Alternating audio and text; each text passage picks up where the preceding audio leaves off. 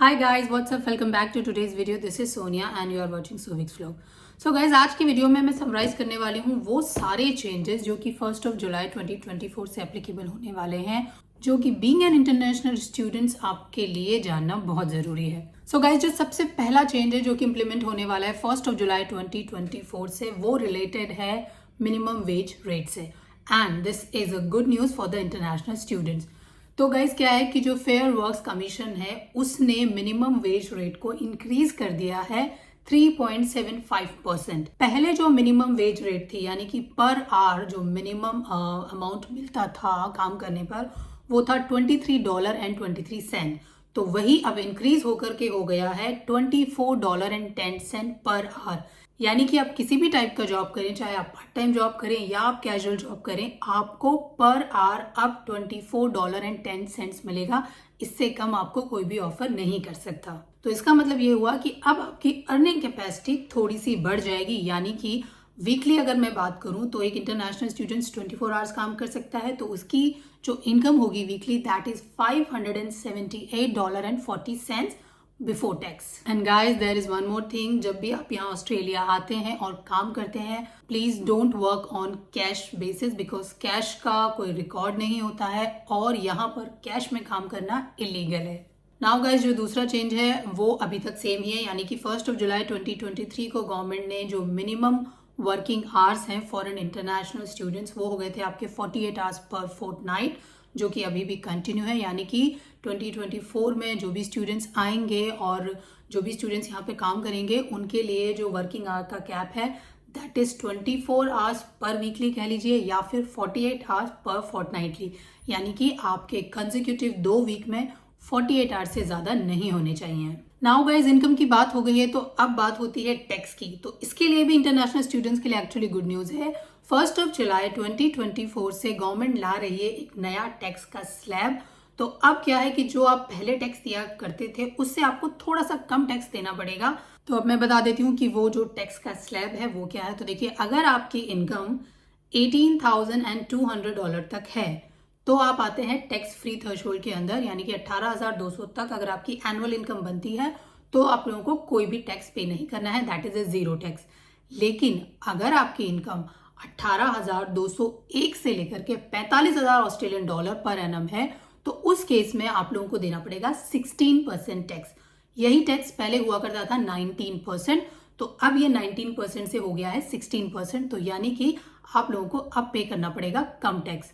और हाँ, international students को भी यहाँ पर टैक्स पे करना पड़ता है. बिकॉज देखिए, अगर आप को यहाँ पर ऑस्ट्रेलिया में रहते हुए 6 मंथ्स हो गए हैं तो आप लोगों को टैक्स भरना पड़ेगा, because as a tax purpose आप लोग रेजिडेंट काउंट होते हैं और ऑस्ट्रेलिया में हर रेजिडेंट को टैक्स जो है वो पे करना पड़ता है. नाउ जो फर्दर टैक्स स्लैब है वो है कि अगर आपकी एनुअल इनकम 45,001 से 135,000 है तो उस केस में आप लोगों को देना पड़ेगा 30% टैक्स. और अगर 135,001 से लेकर के 190,000 है तो आप लोगों को देना पड़ेगा 37% टैक्स. और अगर 190,000 से आपकी इनकम ऊपर है तो फिर आप आते हैं 45% टैक्स स्लैब के अंदर. But being an international students, आप लोगों के लिए एक्चुअली सेकंड और थर्ड वाला ही एप्लीकेबल है, बिकॉज 135K से ऊपर एक इंटरनेशनल स्टूडेंट्स नहीं कमा सकता. बिकॉज आप लोग 60 तक तो कमा लेते हो, 50-60 या कह लीजिए 40-60, डिपेंड अपॉन आप लोग कितना काम करते हैं और आप लोग को किस टाइप का जॉब मिलता है. स्टूडेंट वीजा के लिए जो वीजा फी है वो भी लास्ट ईयर इंक्रीज हो गई थी, तो ये सेम वीजा फी अभी भी एप्लीकेबल है. यानी कि अगर आप 24 में कोई भी स्टूडेंट वीजा अप्लाई करते हैं तो आप लोगों के लिए वीजा फी होगी 710 ऑस्ट्रेलियन डॉलर. नाउ गाइज, जो नेक्स्ट चेंज है that is related to the financial requirement. Government ने 1 अक्टूबर 2023 में फाइनेंशियल रिक्वायरमेंट एक्चुअली इंक्रीज की थी और वो गवर्नमेंट ने कर दी थी 24,505 ऑस्ट्रेलियन डॉलर. बट 10 मई 2024 से गवर्नमेंट ने ये जो अमाउंट है इसे फिर से इंक्रीज कर दिया था. और ये जो इंक्रीज अमाउंट है वही आगे फर्दर 1 जुलाई 2024 के बाद भी एप्लीकेबल रहने वाला है. तो गाइज, 10 मई 2024 के बाद से जो भी स्टूडेंट अपनी वीजा एप्लीकेशंस कर रहे हैं उन्हें अब जो अपना लिविंग कॉस्ट शो करना है per annum, that is 29,710 Australian dollar. और अगर आपके साथ आपका पार्टनर भी है तो उसके लिए आपको लिविंग एक्सपेंस शो करना पड़ेगा 10,394 ऑस्ट्रेलियन डॉलर। और अगर आपके साथ आपका डिपेंडेंट चाइल्ड है तो उसके लिए आप लोगों को अमाउंट शो करना पड़ेगा 4,449 ऑस्ट्रेलियन डॉलर। गाइस, जो फाइनेंशियल रिक्वायरमेंट्स से रिलेटेड चेंजेस हैं उसके लिए ऑलरेडी मैंने डिटेल में एक वीडियो बनाई हुई है। वीडियो का लिंक मैं नीचे डिस्क्रिप्शन बॉक्स में डाल दूंगी। और जो टैक्स सिस्टम में चेंजेस हुए हैं उससे रिलेटेड भी मैं ऑलरेडी वीडियो बना चुकी हूँ। उसमें मैंने प्रॉपर कैलकुलेशन दिखाई है कि आपका कितना टैक्स कटेगा, कैसे कटेगा, तो उसका भी लिंक नीचे डिस्क्रिप्शन बॉक्स में है। अगर आप जानना चाहते हैं तो आप वो वीडियो देख सकते हैं। नाउ गाइज, जो नेक्स्ट चेंज है that is related to the English language requirement. From 23 March 2024 से गवर्नमेंट ने इंग्लिश लैंग्वेज रिक्वायरमेंट जो है वो भी इंक्रीज कर दी थी। सो गाइज, अगर अब आप लोग स्टूडेंट वीजा अप्लाई करते हैं तो अब आप लोगों को मिनिमम आइल्स में लाने होंगे 6 बैंड। ये रिक्वायरमेंट पहले 5.5 थी, लेकिन अब आप लोगों को 6 बैंड लाने होंगे।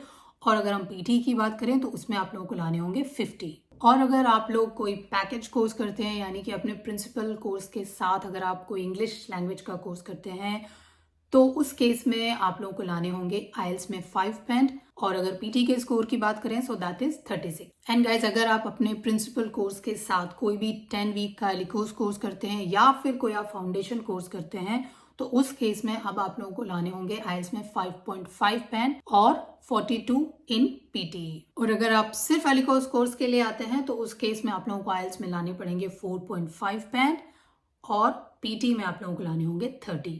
Now guys, the next change is related to the temporary graduate visa. So guys, 1 जुलाई 2024 से जो भी लोग टेम्पररी ग्रेजुएट वीजा अप्लाई करेंगे उनके लिए जो एज लिमिट है, जो कि पहले 50 थी, गवर्नमेंट ने अब वो रिड्यूस करके कर दिया 35 ईयर्स। बट अगर आप पीएचडी स्टूडेंट्स हैं या फिर आप मास्टर बाय रिसर्च के स्टूडेंट हैं तो आपके लिए अभी भी जो एज लिमिट है that is 50। Temporary graduate visa में और भी कुछ चेंजेस हुए हैं, उसके लिए ऑलरेडी मैंने डिटेल वीडियो बना दी थी, तो उस वीडियो का लिंक भी नीचे डिस्क्रिप्शन बॉक्स में आप लोगों को मिल जाएगा। दूसरा चेंज जो टेम्पररी ग्रेजुएट वीजा में हुआ है that is again related to the English language requirement. तो गाइज, आपको सब क्लास 485 जब आप लोग अप्लाई करते हैं तो उसके लिए भी आप लोगों को इंग्लिश की जो रिक्वायरमेंट है उसको फुलफिल करना होता है।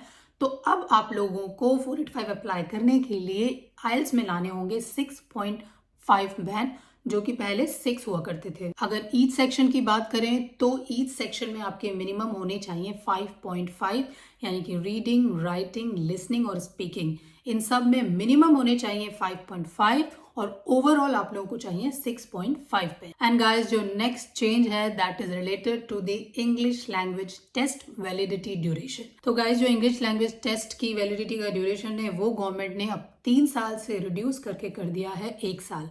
सो गाइज, अगर आपने स्टूडेंट वीजा अप्लाई करते टाइम इंग्लिश लैंग्वेज का टेस्ट दिया था तो डेफिनेटली अगर आप पोस्ट स्टडी वीजा अप्लाई करेंगे तो आप लोगों को दोबारा से ही इंग्लिश का टेस्ट जो है वो देना पड़ेगा। Now guys, the next change is related to the GS requirement. तो 23 मार्च 2024 से गवर्नमेंट ने जीटीई को खत्म कर दिया था और जीटीई की जगह वो लेकर आ गई थी नया genuine student requirement. So guys, पहले क्या होता था कि आप लोगों को 300 वर्ड्स का एक एसओपी लिखना होता था, बट अब आप लोगों को एसओपी लिखने की जरूरत नहीं है। उसकी जगह गवर्नमेंट ने कुछ सेट टारगेटेड क्वेश्चंस लिए हैं और आप लोगों को उन्हीं क्वेश्चंस के जो है आंसर देने हैं और हर क्वेश्चन के आंसर की जो मैक्सिमम लिमिट है दैट इज 150 वर्ड्स। और ये जो सेट क्वेश्चंस हैं ये इनमें बेसिकली आपसे यही पूछा जाएगा कि why you want to come to Australia और आपने यही कोर्स क्यों चूज किया है और इस कोर्स के लिए आपने ऑस्ट्रेलिया को ही क्यों चूज किया है और इस कोर्स को करने से फ्यूचर में आप लोगों को क्या बेनिफिट होने वाला है और आपके फैमिली सर्कमस्टांसेस, आपका फैमिली से आपका अटैचमेंट कैसा है, बॉन्ड कैसा है, आपकी कंट्री से आपका क्या बॉन्ड है। तो इसी से रिलेटेड ये सारे जीएस के क्वेश्चंस हो गए। जीएस के इन क्वेश्चंस और इनके आंसर्स को लेकर भी एक डिटेल वीडियो आपको हमारे चैनल में मिल जाएगी, इसका लिंक भी मैं नीचे डिस्क्रिप्शन बॉक्स में डाल दूंगी। सो गाइज, ये थे वो सारे मेजर चेंजेस जो कि अब ऑस्ट्रेलिया आने वाले हर इंटरनेशनल स्टूडेंट्स के लिए एप्लीकेबल होंगे और उन्हें टेक केयर करने होंगे। अगर आप लोगों के कोई और डाउट है या आप लोगों के कोई और क्वेश्चन है तो आप लोग कमेंट बॉक्स में नीचे लिखकर हमसे पूछ सकते हैं। So that's all for today's video guys. फिर से मिलूंगी आपसे एक नई वीडियो के साथ, तब तक बाय बाय, टेक केयर।